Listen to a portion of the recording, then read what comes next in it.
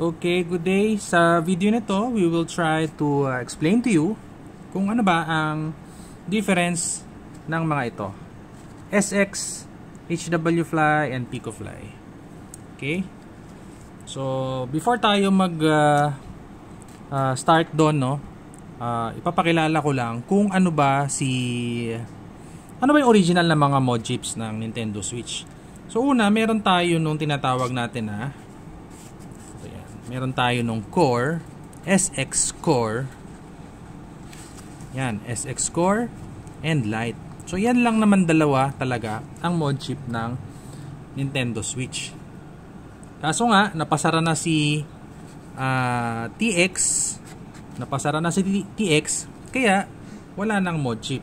So nung time na nawala na ng mod chip, syempre yung mga hardware hackers and cloners in China, nag-create sila ng panibago nilang mod chip. So, ang tawag naman doon is SX core na clone. SX na clone. So, ayan ang itsura niya. Okay? So, talon muna tayo ulit. Yung SX na original, gumagamit sila ng SX firmware. So, ang last version ng SX na yon is I think 1.3. Okay? SX firmware ang gamit nun. So, ang gamit ng mod chip na yon, yung pinaka main IC niya is yung GDF32. Yan, kung makikita ito, I will siguro try ko mag-send ng close-up pictures nito sa microscope. Ito yung main IC niya. Okay? So, yun na nga, dahil wala na si Team Executor, kailangan there's a high demand for mod chips during that time. Nag-create yung mga factories in China, yung mga hardware hackers sa China and cloners ng kanilang derivative na mod chip. So, eto yan. So, ginaya nila yung etching, ginaya nila yung label. Actually, dinilit yung label para hindi makita ng competitors nila kung anong klase yung IC. So, I will also try to share a clearer picture nito sa microscope. Okay? So ito yung original na itsura ng SX Lite. Yan, sa zoom niya. Then yung SX Lite na clone, ganyan din itsura pero binura nila yung nakasulat. So ito naman yung mod chip for OLED, no? Kung makikita mo yung IC niya, GDF32 siya. So ito ay isang heavily modified Switch Lite mod chip na based dun sa original SX Lite mod chip. Kasi yun nga, ang main IC nun or yung controller niya is a GDF32 based IC. So ganun siya. Yung mga dating etching, binura kasi nila yon talaga para hindi makita ng ibang mga developers.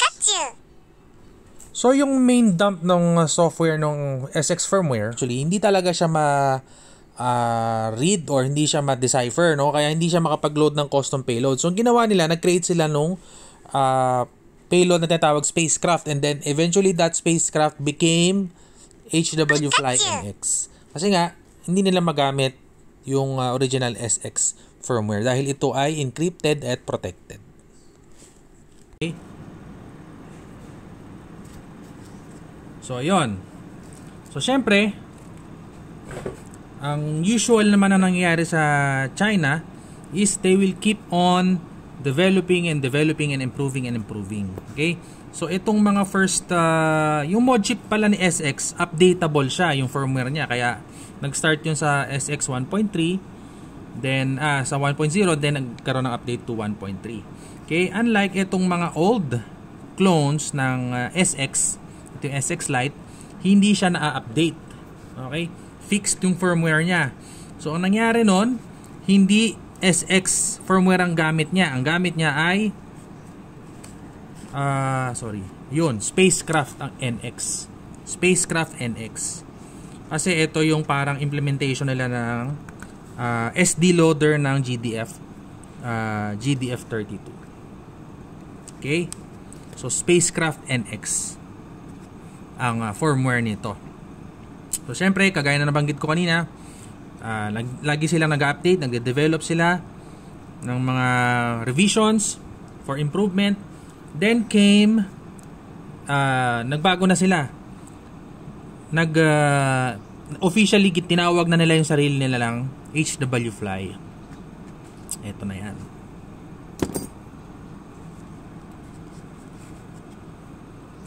So si HW Fly lumabas na siya ng maraming klase.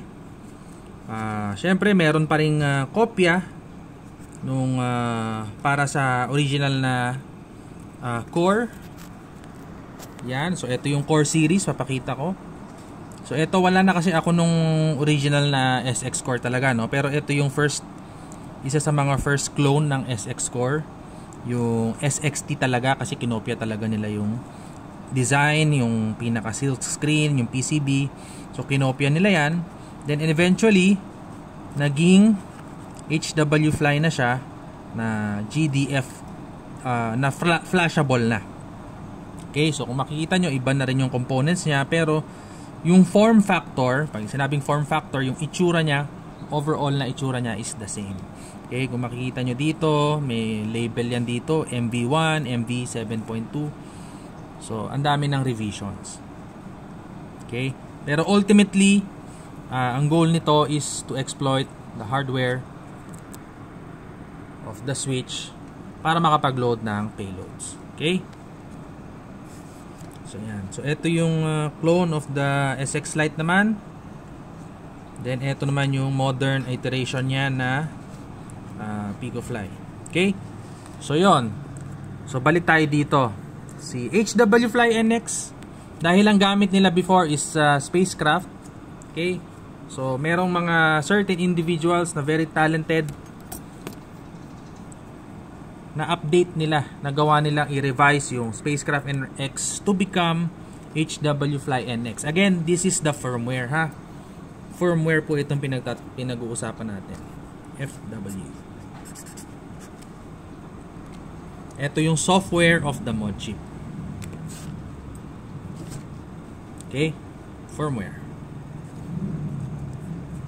So, dumami yung revisions, nagkaroon ng iba't ibang klaseng models ng mod chip. So, ito yung for OLED. Maraming flavors ng lumabas nito. Merong may pigtail, merong may wala. Merong walang soldering points dito. Puro gamit lang ay socket. So, isa sa mga revisions yan. Okay? So ang nangyayari kasi is iilan lang yung factories na nakakapag-reproduce nito. Kasi well kept secret nila yung formula nito. So kaya nakokontrol nila ang price, mataas ang price. I think nasa around 4,000 pesos or around $90 or $200 ang isang mod chip na nito before. Okay? So then lumabas, in-announce ang PicoFly. Actually, lumabas itong PicoFly. Hindi naman ang intention ni PicoFly para maging counterpart nito, no? Ang objective nito is to run talaga, i-boot lang si Linux sa mga switches dahil sobrang mahal nga kasi nung mod chip. Okay? Kaya yung first version nito ng PicoFly firmware, hindi niya sinusupport na makapag-load ka ng Hecate and the load atmosphere. Okay, ang ila-allow lang niyang i-load is yung Android and Linux. Okay, so then came the RP2040. So ito kasing dev board na to, ito kasi ay dev board. Kagaya nito. Yan. Ito ay isang Raspberry Pi Pico. Ito ang original na Raspberry Pi Pico. Okay, and then ito naman yung Raspberry Pi Zero. Okay. Yan. So same sila ng main SoC sa ilalim. Then ito yung Zero kasi mas maliit siya. So usually ginagamit ito sa mga hardware projects, sa mga development kits, sa mga school, sa pag-aaral, tsaka sa pag-program ng microcontrollers and automation. So dev board siya. Hindi siya talaga mod chip. Okay? Pero dahil open source nga ito at napakadaling gawin at very available, okay?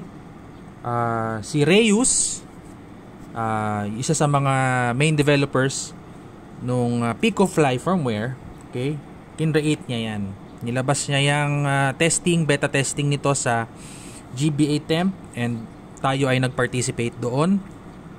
Okay. So, yon. Eventually, nirelease niya yung PicoFly firmware mismo na naka-enable na yung BCT loading para magamit na yung atmosphere. Okay? So, ito. Nandito na tayo kay Raspberry Pi Pico RP2040. That is the keyword, no? Dahil nga nung time na yan sobrang mahal nung mga mod chip na GDF32 based. So again, based nung sa kinuwento ko kanina, lagi silang nagko-continue to develop. So yun, no, lagi silang naghahanap ng improvements, paano pamumurahin yung device, yung product, paano pasisimplihin yung design. Okay? So, ang ginawa nila, they took this, kasi ito ay open source. So, makakapag-create ka ng sarili mong ganito. This is open source. Ang source code nito is, and then yung source materials nito, yung board designs nito, yung pinout nito is all available online. So, you can pretty much recreate this sa, sa sarili mong design. So, maraming nag-come up na design nito. And then, okay. So, ang ginawa nila, kinuha nila yung SoC ng Raspberry Pi 2040 and nilagay nila sa form factor ng mod chip ng Switch. Kasi nga, ito nagawa nila kasi itong maging mod chip ng Switch. Nag-create sila ng software para dito, yung firmware nito, para maging mod chip ng Nintendo Switch. So, syempre, ito available na to before pa. So, ang ginawa nila, minodify na lang nila para yung dating nakasulat na SX or GDF32 na SoC na IC microcontroller ay maging Raspberry Pi na powered by Raspberry Pi. Okay? So, ano ba ang ina-explain natin dito? Si PicoFly is the firmware. HWFly is also the firmware. Spacecraft is the firmware. So, nagkakatalo lang sila sa hardware. Okay?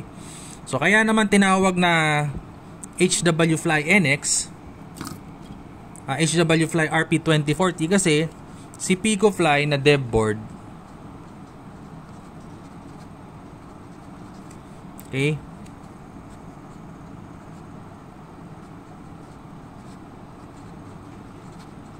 excuse my handwriting kasi mas sanay tayo sa keyboard. Kasi kinuha na nila, kaya nagkaroon ng HWFly RP2040 kasi ito nilagay na nila sa form factor of a mod chip. Okay? So, ito no, pakita ko lang yung revisions. So, ito yung first clone of the SX. Then, naging HWFly na yung default na laman nito. Pero GDF32 yung kanyang main IC. Then, ngayon, ang gamit na niya is yung RP2040. So, iisa lang ang itsura niya. Iisa lang ang itsura niya. Okay? Pero iba-iba sila ng components. Yon. So, iba-iba sila ng components pero halos iisa lang ang kanilang itsura. And, ang pinaka-goal nila is to circumvent the Nintendo Switch. So, this one is for version 1 and version 2. Okay? Pero technically, you can use this on a Switch Lite, even an OLED. Okay? So, ito naman, yung sa Switch Lite. So, marami na ring variations nito. Ito yung itsura. Ito yung 1:1 copy kasi nung SX Lite, no? Kung makikita nyo, merong pigtail pa dito. So, dito niya kinukuha yung kuryente niya, yung 3 volts niya. Then, yung CPU connection. Then, yung sa eMMC connection, nandito siya. Okay? So, sa newer revisions nito, binago na nila. In-update na nila. Tinanggal na nila yung pigtail dito. Then, yung 3 volts line, wala na rin dito.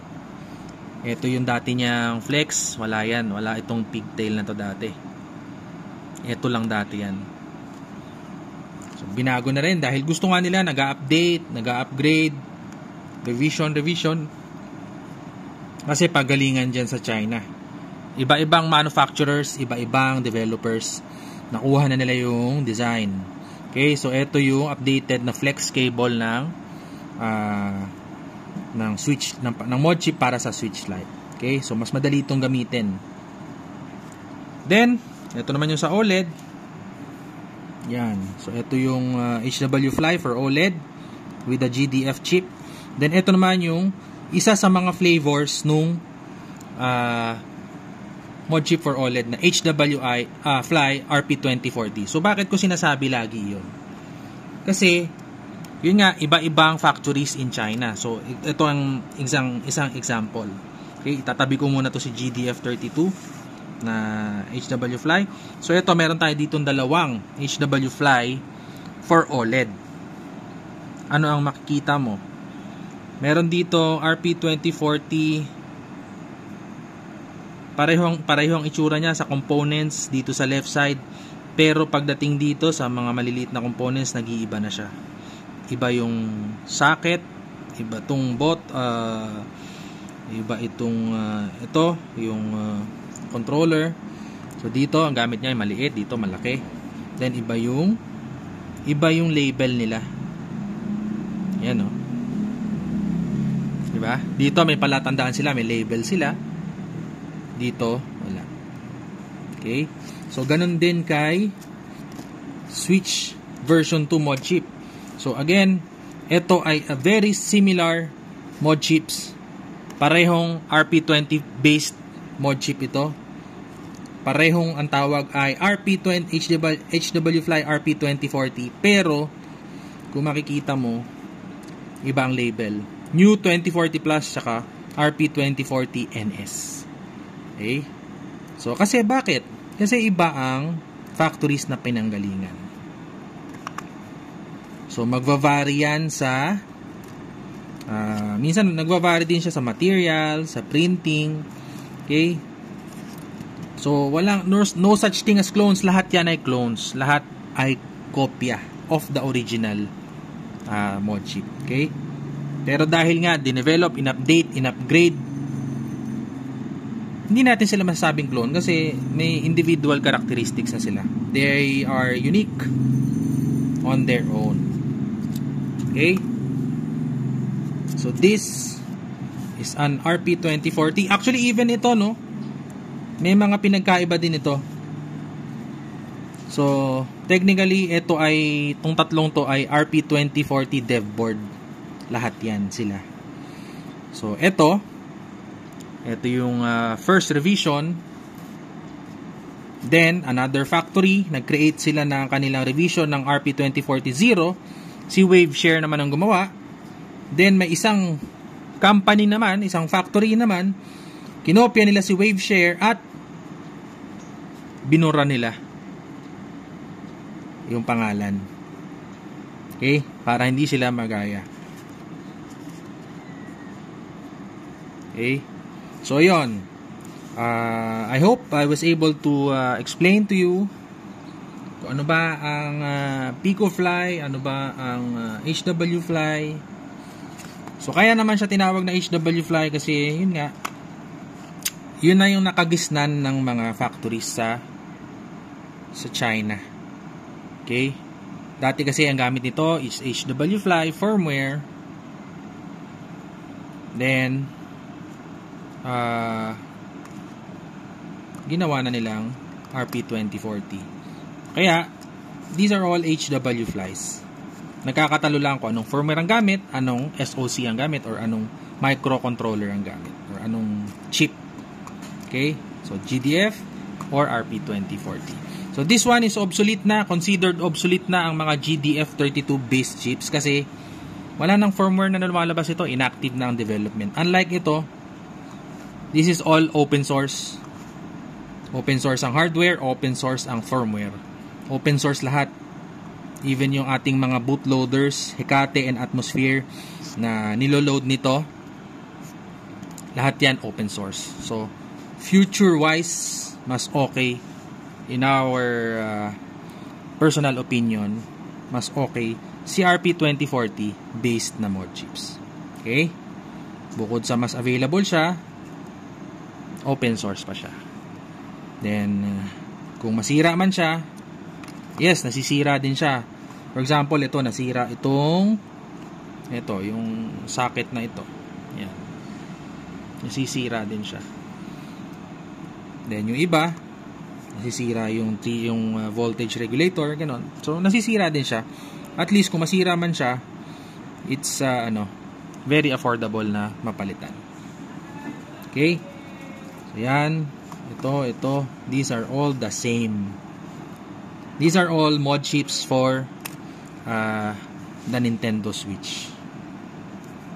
Iba-iba lang ang form factor, iba-iba lang ang itsura, but they all use, ang objective nila is to circumvent na Nintendo Switch makapag-load ng payloads. Okay? RP2040 is a dev board na ginawang mod chip for the Switch. Okay? So, acceptable pa rin naman. Maski tawagin yung PicoFly pa rin ito. Acceptable pa rin yan. This is also PicoFly. Lahat yan PicoFly. Except for this one. This is HWFly na GDF32 chip. This is also PicoFly, HWFly RP2040. Or you can call it PicoFly. So, nasanay lang talaga tayo na ito ang tawaging PicoFly. Kasi nga, dev board siya and wala siya sa form factor ng HWFly na mod chip. Okay? So, acceptable yun. So, it all boils down sa workmanship, kung paano siya kinabit, and kung paano na complete yung inyong modification. Okay? I hope I was able to explain. Kung medyo paigot-igot man, pasensya na, pero I tried naman kung ano yung aking knowledge na may share sa inyo, na maipaintindi ko. Alright? Yun lang. Thank you.